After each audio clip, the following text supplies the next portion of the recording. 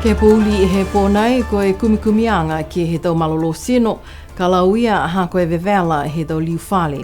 Koe tau uka he tau tukuhau, tau lauia he tau numela tangata whenanga mai he tau wakatonga tau lao. Whakala whalai atu hanei he tau tolo tau wala tala tutupu ke lata ia me pūli pōnei, koa koesta pāwihi. Whakamua kua kamatatua e tau whakaholoanga ke lata ia moe vai, moe tau kele vai he motu ne whakatupia e whakatuwhana Australia. Ne whakahoko e taha whakamuruinaanga ke lata me tau whakaholoanga nei he aho ua e whahetau pē kua mole. Moe langona ai e tau whakamatalaanga mai he ikipule he whahinga ho infrastructure li lifu ko Crossley tātui. Si pia fōke hukui e whakatuwhana Australia ki Niue, li lifu komisina Louise Allerton. Pehea Louise Allerton koe mahuinga he tau whakaholoanga nei ke mō he tau tangata osi e vai tawana me mea ke whakaonga ke tau aho osi. Koe tahania nei he tau whakaholoanga ko manakulahi e whakatuwhana Australia ke langmatai moe ke whakafō e tau koloa ne tātua e vai ke he tau kaina he tau tangata. Koe mana ia ko mahuinga whoki ke kamata whakamua e kumikumianga ke he tau manatu, he tau matakau ki he kehe tunga e tau takitaki maanga, mo e tau tangata he motu tunga e tau whiwhine, tau tupuna mo lautulu nina nofo masamasa ke lea, ke iloa mōli e tau manatu halautulu, hangao ia ki he vai me tau puhala kua lata mai tau kere vai. Hanei e tau manatu he ki pule li lifu Crossley tātui ki he tau seanga mahuinga nei. Ai manatu ke whasiaki, whakapalangi e mahuinga e hea. Hado tolu a whananga ke he whiawhi. But I want first of all to acknowledge the ongoing support by Australia. Ko Niue e taha motu kua putoia ai ke he taha kumikumianga he lalulangi katoa Global Study, ne hohoko mai paua kia e pulotu e ke kāwho Sir Colin Tukuitonga, mo e taha matakau mai he aonga pulotu Auckland University, ke whakatūtala mo e tau takitaki, mo e tau tangata he motu. Mahuinga e tau kumikumianga nei, ke whai iloanga, koe lauia mōli kā e tau malolo sino he tau tangata, ha koe vevela he tau liu whali. Kua watu e lau tolu, mo e whakatūtala, mo e whonu ai, mo e tau matakau kehe si pia whoki, mo e whonu, mo e palemia, mo e whonu i ki pule. Hane e tau walatala iau. Toko tolo lau tolu ne hahoko mai, ko Sir Colin Tukuitonga ni takitaki matakau he tau e ke kāwho, ko e pulotu ko Dr. Chris Bullen, mo e ke kāwho ko Dr. Noah Bluntly. Puto ia ai whai motu lalolangi ko Niue he atu Pasifika, ko Burkina Faso he atu motu Awhelika, ko Initia he atu motu Asia, mo e motu ko Mexico he tau atu motu Amerika Tonga. Ko e tau whaholoanga nei, po e tau kumikumianga nei, ni whakatupea i he taha matakau ni whakahinga ko Wellcome Trust, mai he motu nā ko Pilitania lahi. Ko whakamama mai e Sir Colin Tukuitonga kia BCN News e kakano he tau kumikumianga nei.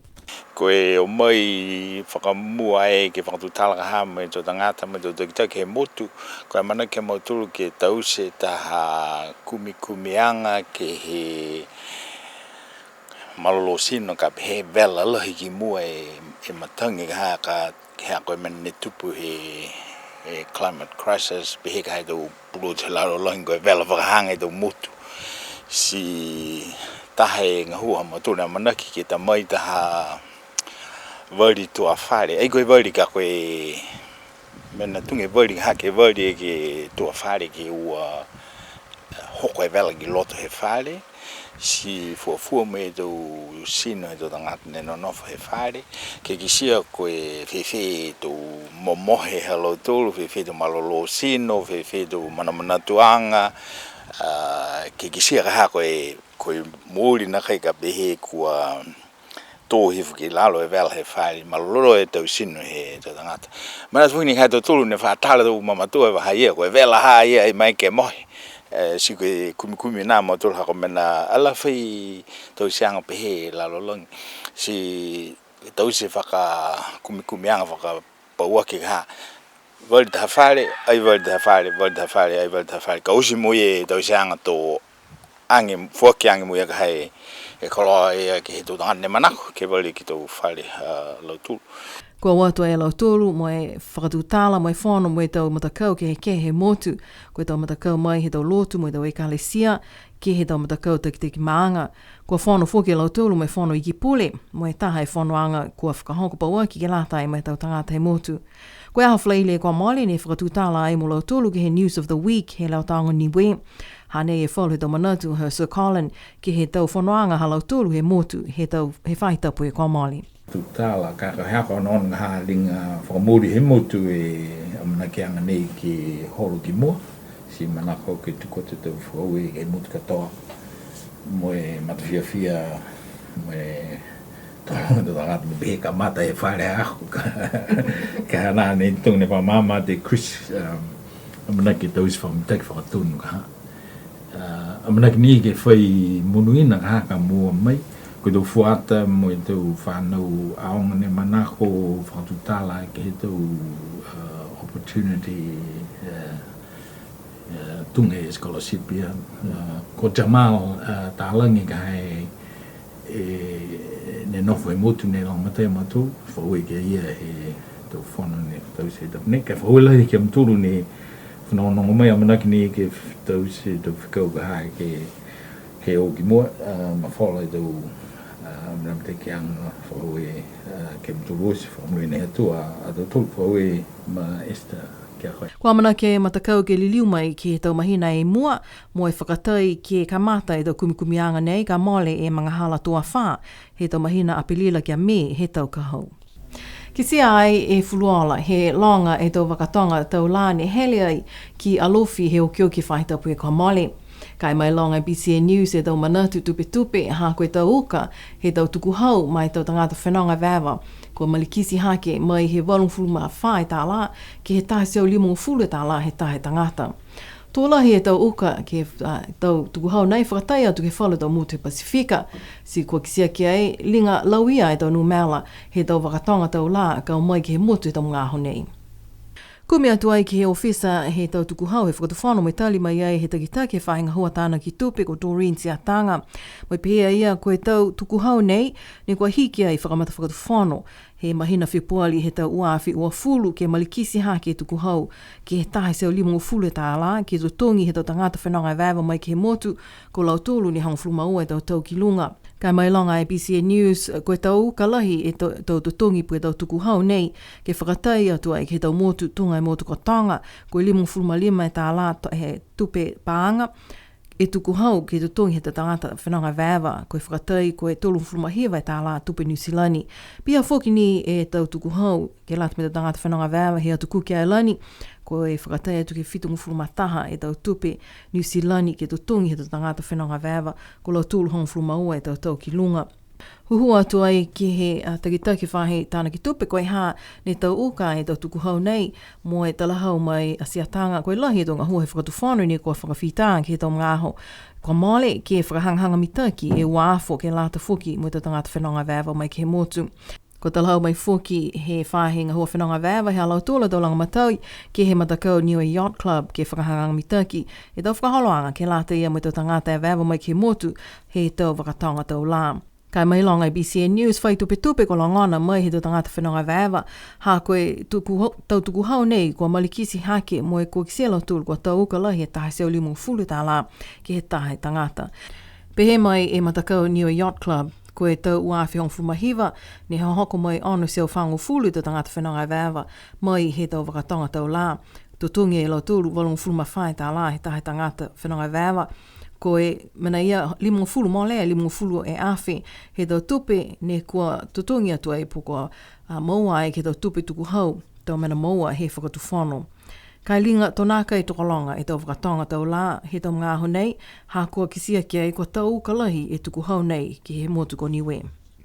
Kua mana kia e whakatuwhano ke liu whai whanoanga lahi ke lata mai tau whahinga hoa whakatuwhano, puto ia ai whoki e tau matakau mai whafo e whakatuwhano. Ko tau whanoanga nei ni whakahingoa ai whakaperitania koe National Summit, amana kia i ke whakahoko e tau mahina ang kuso poko sepetema. Ko whakailoa ai he ofisa hiki pule he tupe li fuko cross li tātui he mahina e ko mole, mo e poaki ke tau whahinga hoa whakatuwhano, ke tau si halau tolu a tau whanoanga, ke whakatutala e tau manatu ke tātua i ke he National Summit ia. Koe mena i e whakahoko ai e whano he patoanga he tau whahinga hua infrastructure he tau whahita puka mole. Ko whakatutala ia mtakau ngā hua nei he whakatuwhono ke he tau whakahaloanga ngā hua halau tūru. Ko tau puhala ngā hua mo e tau ono ki mua. Ko whakatutala whuki ke tau mena ne whaeka nauanga ia e tau whakahaloanga ngā hua halau tūru. Pia he whakamatala i he ulu whakatunu he whaenga hua papiliki ko Clinton Chapman. Whakalataha atu e ki pule he infrastructure ko lilifu ko Crossley tātui, mai whakamanatu e ia e tau matapatu manatu ne whakawea ki e whasawhasi a ngā tupe he whakatuwhono ki whakamalolo ke fua e tau ngā hua he kautū, mai mailonga e tau whakahuianga he tau puhala ngā hua, mai tau whakaholoanga ngā hua. Ko whakahokotua e whono he potaanga whahinga hua infrastructure, kai ko whakailoa ke tau whahinga hua osi e whakatuwhono ke whakahoko halau tūlu e tau whono. Moi mautari ke tātu e tau manatu ia ke he whonoanga lahi ko e National Summit. Taha e whono mahuinga ne kua amanaki ai ke whakahoko ke he motu nā ko Samoa hangawia ke tau ngā hua he tau whakatuwhono mo tau motu he Pasifika ke kamata i he aho honfluma fitu ke he aho honfluma hiva he mahina nei. Hangawia ke he taha matapatu whiwhilianga ne talia kia i tau motu kau whalatahe laulolangi ke he whanoanga COP uafluma fitu he motu ka ikupito he tau e kau mole. Ko whiwhilianga ia ko mailanga ke talia ai ke whaipatanga tupe ne whakahingoa ko e loss and damage. Ke laumataia ki e tau motu ne whailauia tumau ke tau le kua ha koe tau hiki ki anga he matangi. Hana i do walatala ia. Tō takitaki ai he matakau sprep e whanoanga nei, mo iuina i ke tau motu, ke whakawhanoanga e tau matakau ke whakatutala ke taha hokotaki, ke mailonga i e tau manako he tau motu he Pasifika. Poto ia ki he wina nei e tau ofisa he tau whakatuwhono, tau hukui mai tau aonga pulotu, mai he tau matakau i whafo he whakatuwhono, tau matakau he tau pisinisi, sipihia mai tau matakau tunga e tau lotu. Ko i lon foki ko whiwhila i e sprepa Niue, ge ke mo taha motu ke whakamatapatu ko e case study ke tau masimasi ke lea, ne lauia ai ke a wha ko heta. Ko e mtakau ha Niue, takitaki he ofisa PMCU Felicia Tālangi, takitaki he ofisa Taonga Niue Moira Enetama, ofisa ngā hua Climate Change he whakatuwhono Tāweli Pāvihi, takitaki he mtakau he tau pisinisi Catherine Papani, mo e hukui he mtakau growers Tom Senior Misikea. Tala hau mai Felicia Tālangi koe whiawhia ha ia he watu ke he whono COP uafuluma fitu he tau kwa mole, ha kua maua i e tau talianga nei ke loss and damage. Koe mena ia ne mahuinga ke tumau ke whakalataha ke tau whakatutalanga nei, ke maua Niue tau langmatai kua lata ha koe tau le kua ne whaelawia i e motu. Ko e taha aonga he motu nā ko Malaysia, ko e aonga katolika nei, mo e taha kalapu he aonga ia ne whakahingoa ai ko e Interact Club. Ko whiwhili e lau tōlu e motu ko Niue, ke whakamailonga ha lau tōlu e aho ne whakahingoa ai ko International Understanding Day. Ko e tau whānau aonga mo e ha lau tōlu whai aonga ko Rachel Yap, ko kumikumi atu e lau tōlu ki he tau hamena, mo e hamena, hangau ia ki a Niue, ke he tau kupanga hila, mo e whalo tau papa fōki ne kua ki sia mo ano lau tūlu ki ai. Mai kei fōki ke tūtala ki lau tūlu, hangau ia ke he hala tūlu a tau whakaholoanga ia. Ko matutaki atua BCN News ke tau whanau aonga mo Miss Rachel Yap, si ko meka BCN News ke whakatutala me whalu he tau whanau me whai aonga he awhaleile ko mole ke tau puhala teke nolo Zoom. Pe he mai tā he tau whanau koe kakano ni whiwhili a lau tōlu a Niue, ha koe halau tōlu a whai aonga ne talangi ki a lau tōlu. Kua watu e lau tōlu me kumikumi mo i ki sia tōla he fulufulu ola Niue, me whiwhili tua i a lau tōlu ke tau sia Niue. Kua mea ke tau whanau ke kōli ke taha kōli mo lolongo Niue. Kua whiwhia fōke lau tōlu ke whakaako ke he manu totolo, koe unga. Mai longa fōke a BCN News, ko tau se fōke lau tōlu e taha kai Niue mahuinga, koe takihi. Pese ni he na kai whai tālo lau tōlu ko maua, ko whakaonga ni lau tōlu e uwhi ke lata mo i takihi. Tōla he mita ki e takihi he talahau mai tau whanau. Tōla he whiawhia tau whanau ko meki ke whakakise ha lau tōla tau loto matala, mai whakakoanga ke motu ko Niue. Koe aonga halau tōlu, koe aonga katolika ne katoa hiwa siau e tau whanau, me ononga fulu e tau tangata ngā hua me tau whai aonga mai he motu ko Borneo i Malaysia. Koe ahalotu whahita pue kua mole ne kua tau se taha whakaholoanga ki he aonga tukolunga, he motu ke mailongai e tau ngā hua he tau whanau aonga sipihia mo i tau whai aonga. Koe tau se anga nei, ne whakahingoa ai koe Recognition Formal Assembly. Koe tau se ke whakamailonga mo i whakaue atu ai ke he tau ngā hua mitaki he tau whanau aonga. Pehe mai e ulu whaiaonga ko Charles Ioani, lahi e mahuinga ke whakamailonga halau tolu po e tau whanau he aonga, si pia mo tau whaiaonga ke halau tolu a tau whakauka mo e tau ngahua mitaki mai aonga. Koe tau whakamailonga nei ko whoaki atu ke lautolu ni ko mua atu e mitaki tonga hua aonga pia whoki ni ke he whaulu a tau whahe ke he kehe ni ko whakako e tau whanau kiai. Ko mai ki whoki a lautolu ke whakamailonga e tau whanau ni ko kautu ke tau whakamatalanga whetoko wanga hau Niue he tau whanau iki he aonga tokulunga. Ko puto ia whoki ke he tau wheua sipote mai whakamotu he talhau mai e uru aonga ko Ioane. Mai he tōru e tau ki tua kua lali e aonga tokolunga ke tumau e tau whakaholoanga pe he nei ke he halau tōru e tau whakaholoanga he aonga.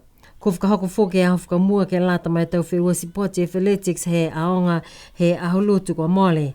Hanei whaulu e tau whewua pui tuwhi mo e malene kua maeke e tau pokeata ha BCN News ke tapaki he aho ia.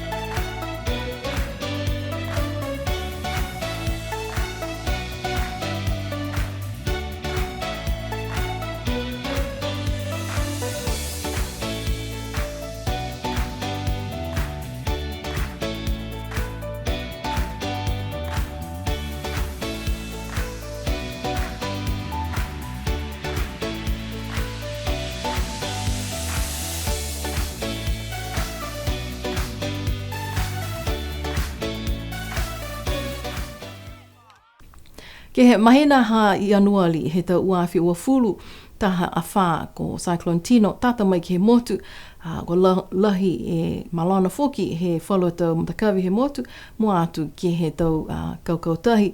Lau iai whoki me malana e taha whalikai ki awa sele ne whahingoa ko Washaway Cafe. Ka koe aho tapu e kua mole, kua liutua e whalikai nei Washaway Cafe ki ha whangi whoki. Koe taha ni a tau whalikai ni mahuinga ke watu ki ai mo whiawhia tu tangata ke watu ki ai he tau aho tapu. Lahi e whiawhia whoki alo tolu ne kua watu he aho tapu e kua mole ki kisia e kua liutua e kamata whoki mo whakafua e tau kai ke lata ia mo tau tangata whenonga mai ki he motu si pia whoki mo lau tolu e tau tangata ne ewa mai ki he motu he tau mga aho nei. Kua lata tonu whoki e a whangi, kua kisia kia e toka longa tau tulisi ne whai o mai ai ke whakalele he mga aho nei. Si pia tau tolu tau walatala tutupu ke whakausi aki, tau tolu tau walatala ke pōnei, ko e tau matangahua ke whakafou e tau pala tu, kua kamata ai ke whahe tuke lau he motu he tau mga aho nei, ke maanga kōna mukulu haki atua e ke maanga nā ko hiuta wake. Ke mailonga mo e whakaholo whakainene tau pele o wafi, ka hoko atua e ke tau matakawi, kua ngahua ke ai, e matakau ngahua puhala tu. Pia tau tolu tau walatala tutupu ke lata i me pūli he pōnei, liu ke matutaki mai he pōtu loto ke lata i me tau walatala tutupu whakaperitania, mo Saraya Mangawa. Ma vehe atua e pūli he pō, no no wha, mono ini pō.